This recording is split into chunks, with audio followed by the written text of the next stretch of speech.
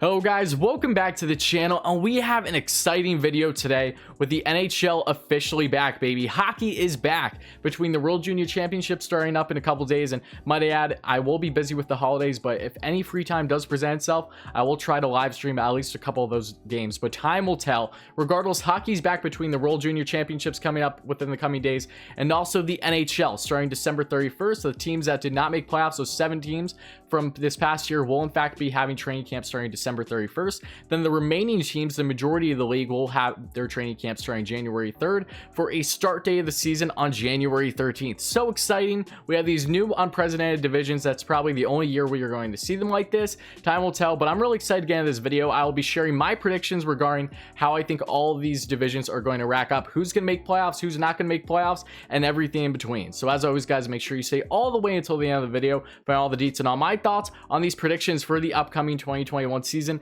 what an exciting time it is to be a hockey fan, knowing that things are finally coming back. So thank you all so much. Make sure to hit like and subscribe if you guys end up enjoying this kind of hockey content. But without further ado, let's get right into this video. So as we know, we are going to see seeds 1 through 4 from each of the 4 divisions making playoffs this year, but the difference being the biggest one, that in the first 2 rounds of playoffs, in the wildcard round and the conference quarterfinals, they're going to be playing within the division. So a team will not be going up against someone from an opposing team until the conference semifinals. So just keep that in mind for all you lovely people. But now getting on to the first division, in which I have our predictions here today, we have the Canadian division, the North division. Really fitting name if you ask me. But we have these 7 all-Canadian teams. I'm really excited for this. We've never seen something like this before. And they're going to all be going up against each other, say 9 to 10 times during the season, versus the other 3 divisions, which are 8 teams apiece, so they have 1 more. They're all going to be going up against each other around 8 times equally apiece. So that's a slight difference, could help build these rivalries. But outside of that, let's get right into the 7th seed here. And I think this is pretty obvious one in the Ottawa Senators. The Senators, I think they're going to have a really fun season, have guys competing for the Calder, and Stützle, Josh Norris, maybe Alex Formenton, if he can crack that roster in the bottom 6, among others. I think Sens are going to surprise some people, but even in doing so, they aren't going to make playoffs. This division is just too good, and it's truly a coin flip from really seeds 1 through 6, if you ask me. So the only one where I feel really confident is not going to make playoffs is, in fact, the Ottawa Senators. So getting to our 6th seed here, very controversial as well, and I don't have there is not a gap by any stretch of the imagination from the 4th to 6th seed. So these are really all coin flips. These are just how I personally feel at the moment, but I got to go with the Winnipeg Jets. The Jets, even after having Hallbuck with a Vezina winning season, it's hard to do that back-to-back years, and with having such a heavy workload and still subpar defense in front of him, with all the controversy going around Winnipeg currently with Line still, I have a feeling that the Jets could find themselves out of playoffs because they simply didn't upgrade enough this offseason versus the opposing teams in that division. So it's going to be close, but I honestly think the Jets might slip out of this one, unfortunately. And I do feel bad because I do like the Jets quite a bit. They're a very entertaining team and a very underrated one, might I add. But now we get on to the 5th seed. Another very controversial one as well. I have to go with the Edmonton Oilers. I think Edmonton has a very strong shot at making playoffs this year, because if there is any time for the Oilers to really make a playoff push since McDavid's rookie year, I believe, now is the time, or at least his sophomore year was one of those in 2016, I believe. But now you have Edmonton.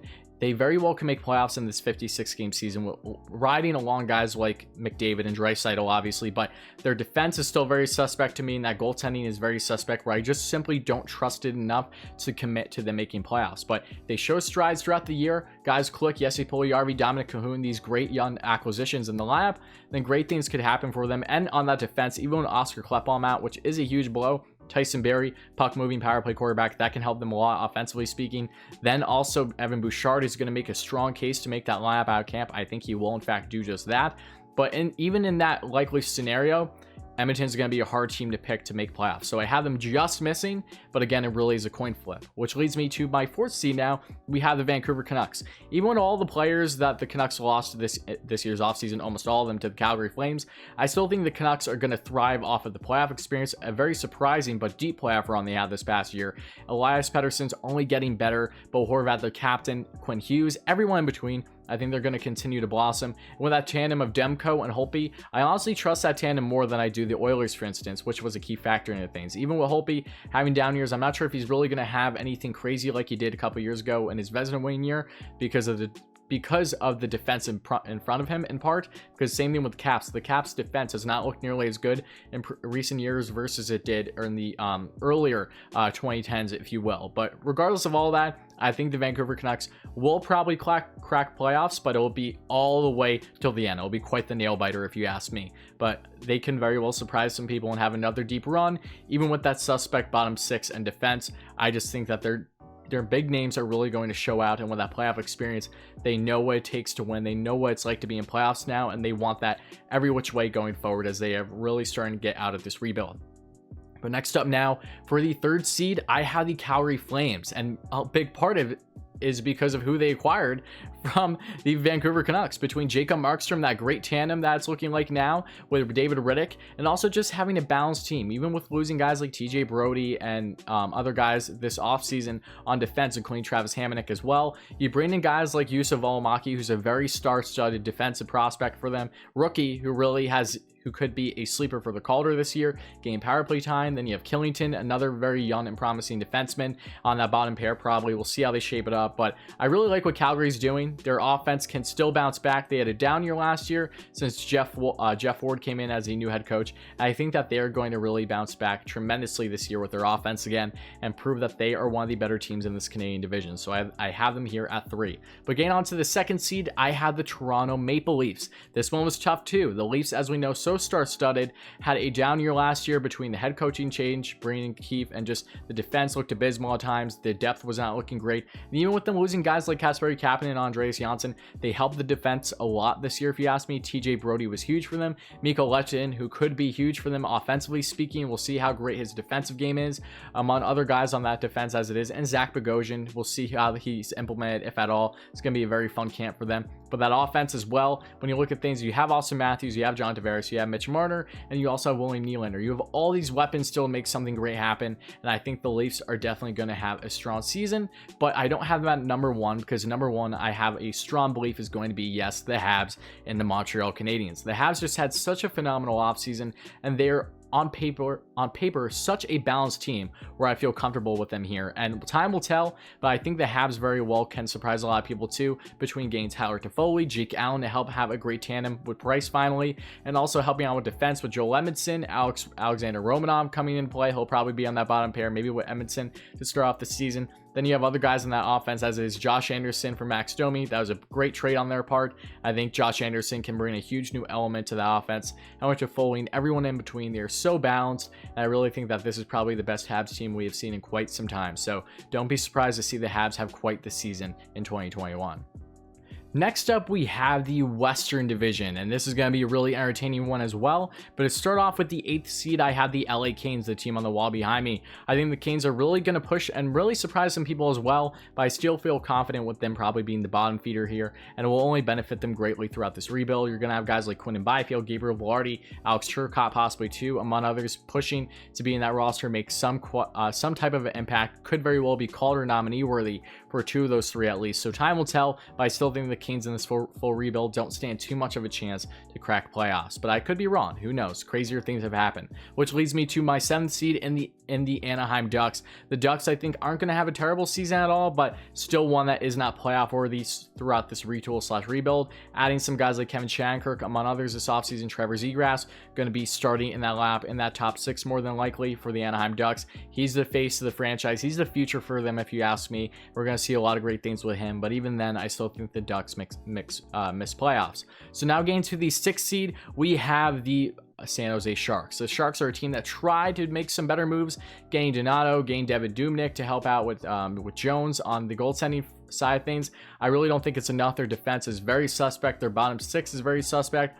And I still think the San Jose Sharks are going to miss playoffs. Maybe not by a wide margin, but still enough where I just don't feel confident in them at this point in time. So San Jose Sharks, I think, in fact, miss playoffs, which leads me to the 5th seed, and I have the Arizona Coyotes. I think, like previous years, the Coyotes, again, are going to just miss playoffs, unfortunately. With all the controversy that's happened with them this past year, and with the Coyotes just not on that great direction yet, I think that they may very well need to go into rebuild again, which is terrible because the fan base, they don't deserve that whatsoever. It's just been a hectic year for the Yotes fans, to say the least. And while they have a great defense still, a great defensive game, the offense isn't there enough. Darcy Kemper, can he still have another strong year?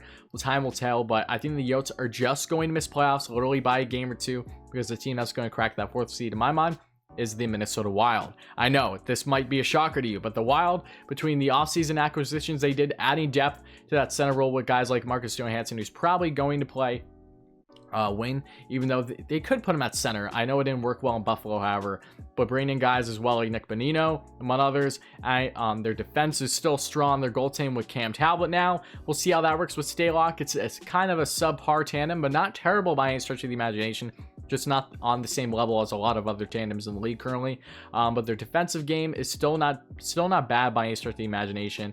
They could have guys like Cale Addison come in the lineup at some point in time next year, who's one of their better defensive prospects that they acquired in that Pittsburgh Penguins trade with Jason Zucker this past year. But then when you look at the offense, you have Kirill Kaprizov, the young Russian. He's coming over from the KHL finally. He looks like a Calder favorite, if not one of the bigger Calder nominees. And he's a guy that very well could take them to that next step and help propel them into playoffs next year. Same thing with Marco Rossi. I don't know exactly if Rossi is going to be starting the year with them, but if he does, those two rookies can make quite the impact that really could take Minnesota over the edge. So because of that, I have the Wild as a sleeper pick to crack playoffs, but it'll be between them and the Arizona Coyotes, in my personal opinion, all the way to the wire. But then we get up to the 3rd seed here, and this is where things get interesting as well, where I have the St. Louis Blues. The Blues, I think, are definitely going to make playoffs again, even losing their captain Pietrangelo. They brought in Torrey Krug, who's another great puck-moving defenseman. They have Scott Perunovich, who's one of their better prospects, who I am a big fan of. If he can crack that bottom pair defense, at least he's a great dynamic puck-moving defenseman that could very well get some power play time. Coming from, I believe he's playing for Minnesota Duluth. I could be wrong though. If I am, let me know in the comments below. I believe that's where he was playing with. But then if you look at their offense, it really isn't bad by any stretch of the imagination. They still may, in fact, make a move this offseason still after recording this, time will tell. But I think the Blues in this win now stage, and yes, I know that they don't have a guy like Jake Allen, but it'll probably be Bennington and then their other goaltender as well. I'm just blanking on his name currently right now, who looks like he could very well be the backup who is playing with I believe the San Antonio Rampage, if that is in fact their affiliate. Regardless of whoever that is his name Huso? I think it's Huso or something along those lines. I apologize, guys, but I think he very well can come in and definitely help out with that tandem. So overall, I think the Blues are going to make playoffs, but as a 3rd seed, which leads me to now the 2nd seed here in the Vegas Golden Knights. Without adding Alex Pietrangelo and whatever else moves that they may in fact do this offseason, which could be big, I still think the Vegas Golden Knights are going to be one of the biggest teams to beat in this win now stage. We'll see if they keep Fleury still, because there's rumors regarding him, among others.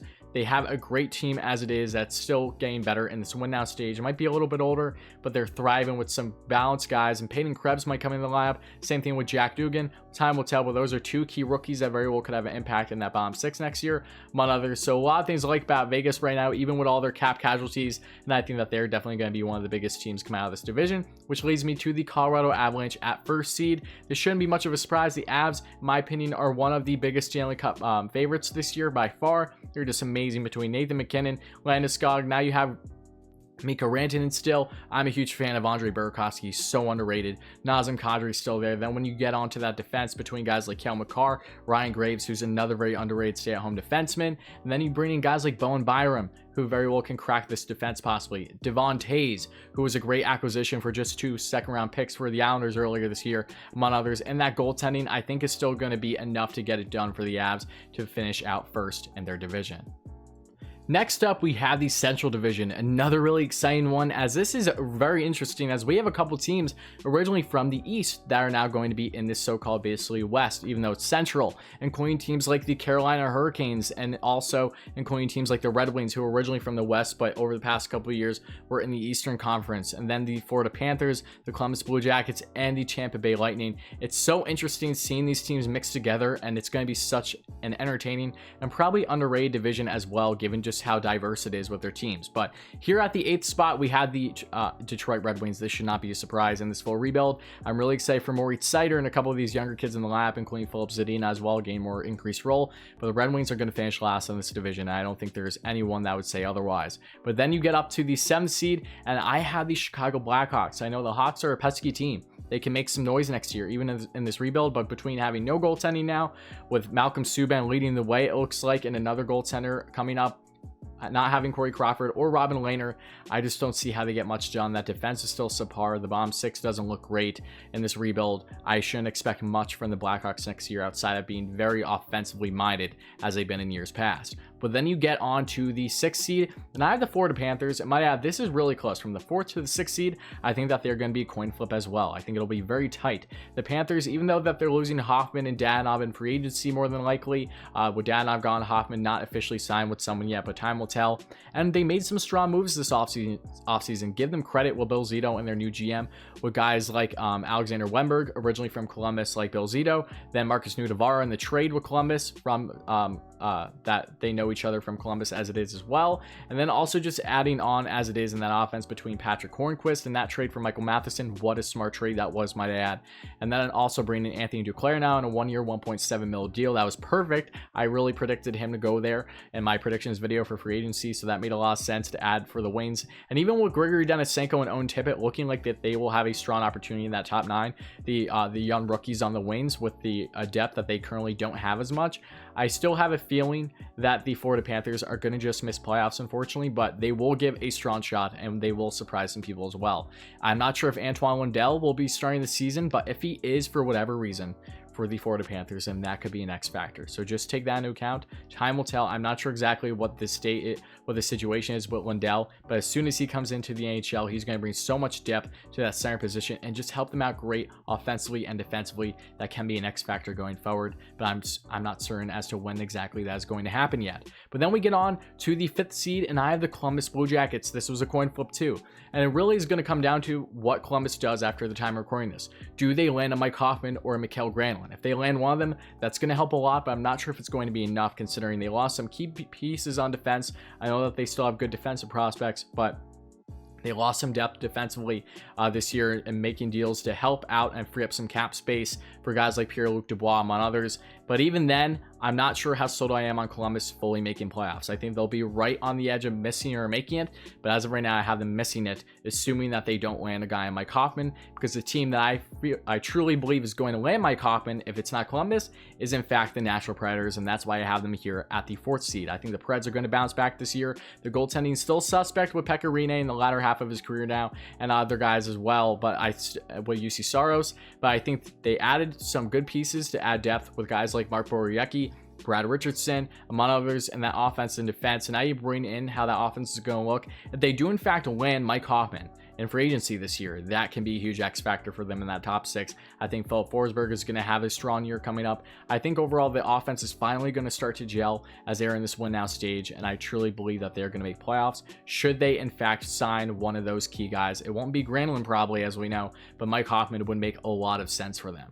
But then we got on to the 3rd seed, and for them, I had the Dallas Stars, the team that just went to the Stanley Cup Finals, losing to the Tampa Bay Lightning. I think the Stars are going to be a little gassed to start the season, but with some young guys coming in the lineup, including Thomas Harley possibly, and also with Jason Robertson, who is a key rookie for them, who I've touched on in previous videos, I think they're going to help things a lot for them going forward in this win now stage. Dallas is definitely making playoffs, so I have them here at the 3rd seed, but it really isn't too much of a gap if you ask me, if they go from 2nd to 3rd or 3rd to 2nd, whatever it may be. But then we have at the 2nd seed, I have the Carolina Hurricanes. The Hurricanes are an amazing team. They deserve to really get the credit that hasn't been given to them yet, and I think the Hurricanes are definitely going to make quite the splash in 2021 with a great young offense led by Sebastian Aho, Teuvo Teravainen, among others. The time is now for them, truly, if you ask me, and with a great defense with Dougie Hamilton still, Jacob Slavin, Brett Pesce, and the goaltending that can still get it done, if you ask me, Mrazek and Reimer, they played above expectations at times. I think that they currently have the weapons to make some great things happen,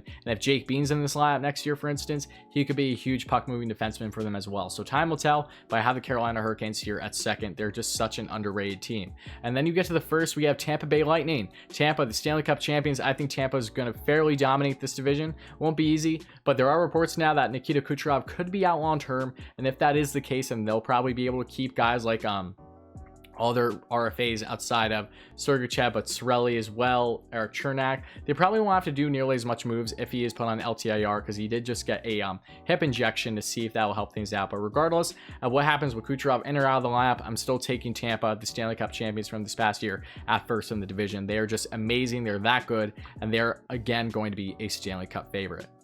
Yes, last but not least, we have the Eastern Division. This is going to be an entertaining one. Could very well be the most difficult one out of all these divisions outside of the Canadian division, because that one does look unbelievably difficult. But for this one, I'm really excited to get into it. And trust me, this is such a coin flip that I could be completely wrong on almost all my picks here. So if I am, after the year's end, I apologize. It's not intentional. These are just my opinions as of now, but trust me, there are so many great arguments for and against what I'm about to tell you. But to start off with the 8th seed, the team that we all can probably get a good idea is not going to make playoffs is the New Jersey Devils. I think Jack Hughes is going to have a strong sophomore season, and the shortened season really benefit from having all this time off. I think Nico Hischier is going to lead the way in points. Ty Smith could get some time on defense as a power play quarterback of the future for them, among others. And even with Mackenzie Blackwood and guys like Corey Crawford, that strong tandem that is one of the better ones in the NHL now. And then you have other guys in this lineup as well that are really going to do well. Andreas Janssen could have a strong start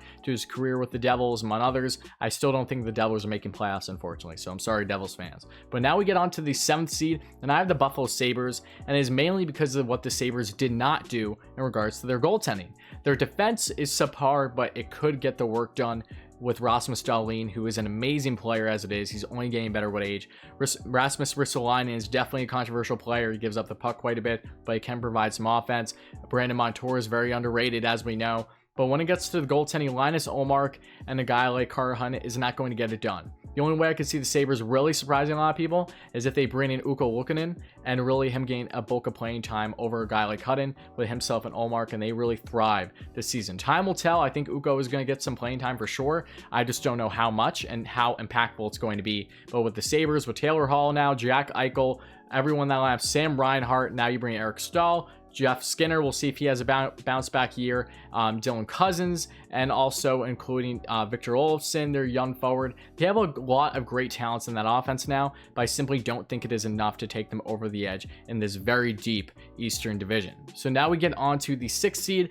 This is where a lot of controversy starts, and I perfectly understand it. Look, I can be completely wrong here, but I have the New York Islanders. The Islanders, they really only downgraded this offseason, losing guys like Devon Toews. The defense is looking more suspect. I know that they have good defensive help coming in between their prospect pool, just their depth in their farm system. But between that, not adding to the offense at all, at least at the time of recording this, we'll see if they do anything in free agency still. But assuming that they don't, I'm not sure how I feel with them being comfortably in the playoffs. It's such a tight situation in that race for that 4th spot. So I think the Islanders are just going to miss it, but it won't be by much whatsoever. If Ilya Sorokin really plays on his head, he could prove me wrong and take them over the edge into that 4th seed at least. But now at the 5th seed, I have the Washington Capitals, and I have the Caps as a lock for playoffs for a while now, and I still feel very up in the air about it. But the main reason why I have them out is in part because of Henrik Lundqvist being out for the entire season. Who is going to be the backup for Ilya Samsonov, the young Russian goaltender who has looked strong, but the Caps defense is fairly subpar in front of him, especially with certain aspects of that. With Justin Schultz, I didn't like that signing at all. Their bottom pair of defense with Jensen and Siegenthaler. Siegenthaler isn't bad, actually. He's actually pretty solid. But I don't know how much I love that idea per se.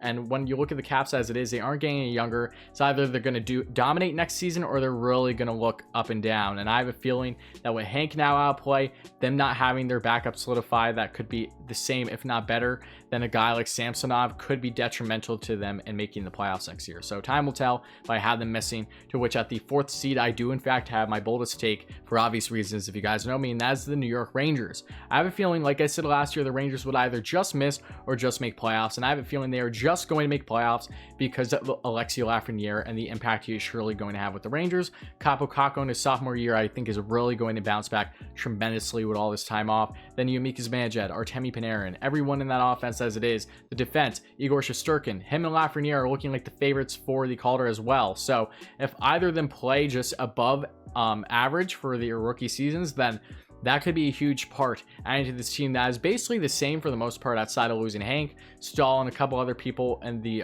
bottom feeder roles on this lineup. I think Lafreniere could be that huge acquisition for them, and Igor Shesterkin and Gorgiev, that tandem can definitely propel them and really surprise a lot of people with them being the young guns, the young kids in town, really doing a lot of great things offensively speaking. And even with their defensive woes, it could be enough, and it could be strong enough to just make them crack that 4th seed. But now getting on to the third seed, I have the Pittsburgh Penguins, and this is a team between them and the Capitals. They're so up and down. It's so hard to balance which I think is going to make playoffs and which one doesn't. But between Henrik Lundqvist not being in play for the Caps and me having a better feeling about the Pens as well, just because while their bottom six doesn't look great, I don't love the idea of their third and fourth lines. Their defense, even with Matheson, they just gel well. The Pens every year always play above expectations, even with all the injuries in their lineup. And when I was thoroughly thinking about it, with having that top six, even with Kasperi Kapanen in play, you still have Jason Zucker on a full year, full camp with them, Brian Rust with Evgeny Malkin, and then that top line with Jake Gensel. A healthy Jake Gensel is a lethal goal scorer in the NHL, and I think that very well could be enough. And with that tandem of Casey DeSmith and Tristan Jarry, I favor that over what the Caps currently have. But if the Caps say go out and make a trade for a better backup, that could very well be their 1B, if you will, then my opinion will be different. But until then, I have the Pens, but by the slightest margin. I just want to make that clear. Then we get on to the second seed, and here I have the Boston Bruins. And the Bruins are a team that very well could either have another strong year or a fairly down year that could lead them close to out of the playoffs, depending on how detrimental their injuries are with Marchand and Pasternak still, and also how their defense is looking with Chara still not in play, if he's returning or not. Torrey Krug gone, their best puck moving defenseman by far.